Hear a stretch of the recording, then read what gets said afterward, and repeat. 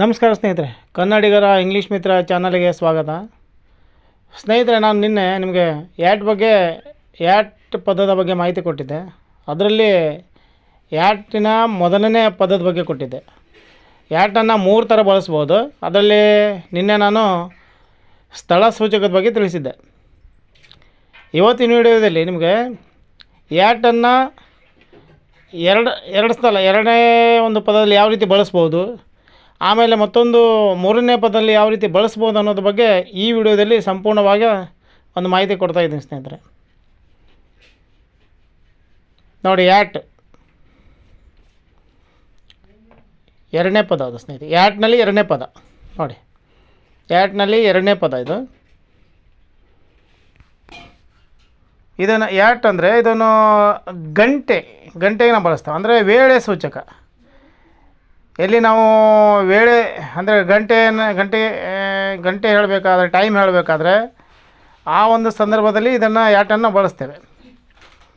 At ಅಂದರೆ ಗಂಟೆಗೆ, ಅಂದರೆ ವೇಳೆ, ಯಾವ ಟೈಮಿಗೆ ಯಾವ ರೀತಿ ಸೂಚಿಸಬೇಕು ಅನ್ನೋದ್ರ ಬಗ್ಗೆ. ಇದು ನೋಡಿ, 4 ಗಂಟೆಗೆ ಅಂದರೆ at 4 o'clock. ನೋಡಿ, at 4 o'clock. 6:30 ಗಂಟೆಗೆ ಅಂದರೆ at 6:30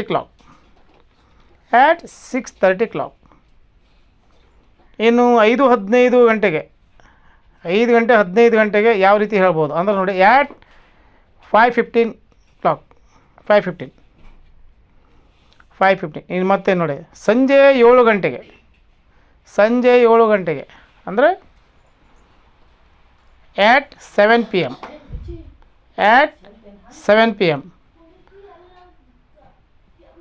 ನೋಡಿ, ಮುಂಜಾನೆ 8:20 ಗಂಟೆಗೆ.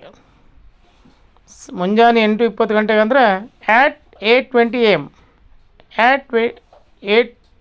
AM. ಸಹಜವಾಗಿ ನಿಮಗೆ ಇಂಗ್ಲೀಷ್ನಲ್ಲಿ ನಾವು ಬೆಳಗ್ಗೆ ಸಮಯವನ್ನು AM ಅನ್ನು ಮತ್ತು ಸಂಜೆ ಟೈಮನ್ನು PM ಅಂತ ಉಪಯೋಗ ಮಾಡ್ತೀವಿ. ಆಲ್ರೆಡಿ ಎಲ್ಲರಿಗೂ ಗೊತ್ತಿದೆ ಅಂತ ತಿಳ್ಕೊಂಡಿದ್ದೇನೆ. ಅದೇ ರೀತಿ ನಾವು ಬಳಸಬೇಕಾಗುತ್ತೆ. ಇದೇ ರೀತಿ ಯಾಟನ್ನು ಗಂಟೆಗೆ ಯಾವ ರೀತಿಯಾಗಿ ಸೇರಿಸ್ಬೋದು, ಅದೇ ರೀತಿ ವೇಳೆಗಳನ್ನು 4 ಗಂಟೆ ಇರ್ಬೋದು, 6 ಗಂಟೆ, 6:30 ಇರ್ಬೋದು, 7 ಗಂಟೆ ಇರ್ಬೋದು, 8 ಗಂಟೆ ಇರ್ಬೋದು. ಈ ರೀತಿ ಸೇರಿಸ್ಕೊಂಡು ವಾಕ್ಯಗಳನ್ನು ರಚನೆ ಮಾಡ್ಬೋದು. ಇನ್ನೊಂದು ಅದೇ ನೋಡಿ, ಇವತ್ತು ಫಸ್ಟ್ ಪದದಲ್ಲಿ ನಾನು ಸ್ಥಳ ಸೂಚಕದ ಬಗ್ಗೆ ಹೇಳಿದೆ. ಎರಡನೇ ಯಾಟ್ನಲ್ಲಿ ನಾನು ನಿಮಗೆ ಗಂಟೆ ಬಗ್ಗೆ ಮಾಹಿತಿ ಕೊಟ್ಟೆ, ವೇಳೆ ಸೂಚಕ, ವೇಳೆ ಬಗ್ಗೆ. ಈಗ 3ನೇ ಪದ, ಯಾಟ್ನಲ್ಲಿ 3ನೇ ಪದ.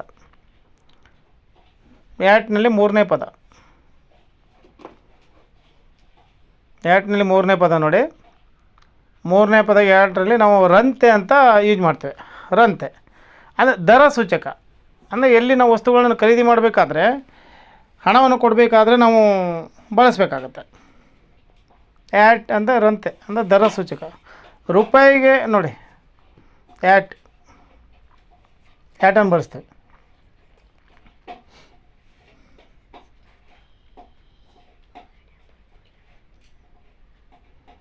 ಮೂರರಂತೆ ದರ ಸೂಚಕ.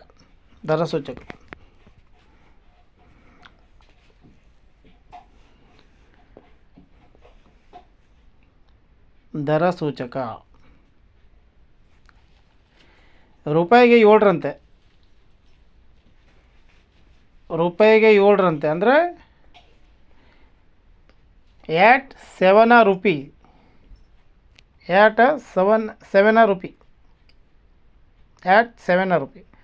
ರೂಪಾಯಿಗೆ 10ರಂತೆ.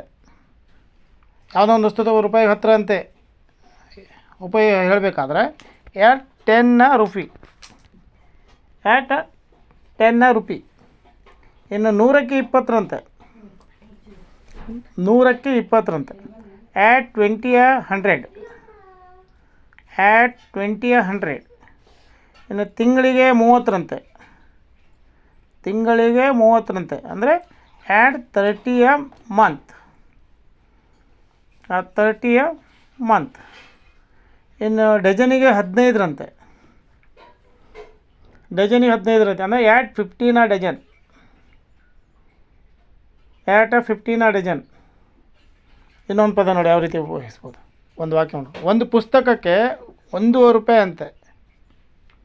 ಒಂದು ಪುಸ್ತಕಕ್ಕೆ 1.5 ರೂಪಾಯಿ ಅಂತೆ. At rupees 150 a book. At rupees 150 a book. ಇನ್ನು ತಾಸಿಗೆ 60 ಮೈಲ್ದಂತೆ.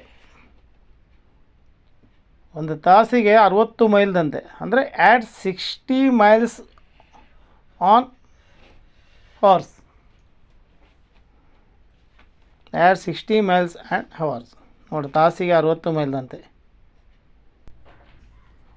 ಇವತ್ತು ಸ್ನೇಹಿತರೆ ತಮಗೆ ನಿನ್ನೆ 6ನೇ ಪದದ ಬಗ್ಗೆ ಆ್ಯಟ್ ಬಗ್ಗೆ ತಿಳಿಸಿದ್ದೆ. ಅದರಲ್ಲಿ ಆ್ಯಟನ್ನು ನಾವು 3 ಥರ ಬಳಸ್ಬೋದು. ಅದನ್ನು ನಿನ್ನೆ ನಾನು ಆ್ಯಟನ್ನು ಒಂದು ಸ್ಥಳ ಸೂಚಕದಲ್ಲಿ, ಇನ್ನೊಂದು ನಾವು ಗಂಟೆಗೆ ಅಂದರೆ ವೇಳೆ ಸೂಚಕಕ್ಕೆ, ಇನ್ನೊಂದು ದರ ಸೂಚಕದ ಬಗ್ಗೆ ನಾವು ತಿಳಿಸ್ಲಿಕ್ಕೋಸ್ಕರ ಆ್ಯಟನ್ನು ಬಳಸ್ತೇವೆ.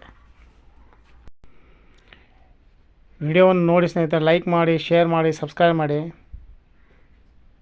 ನೆಕ್ಸ್ಟ್ ವಿಡಿಯೋದಲ್ಲಿ ಇನ್ನೊಂದು ವಿಡಿಯೋ ಜೊತೆ ಇನ್ನು ಮುಂದೆ ಬರ್ತಾ ಇದ್ದೇನೆ. Thank you.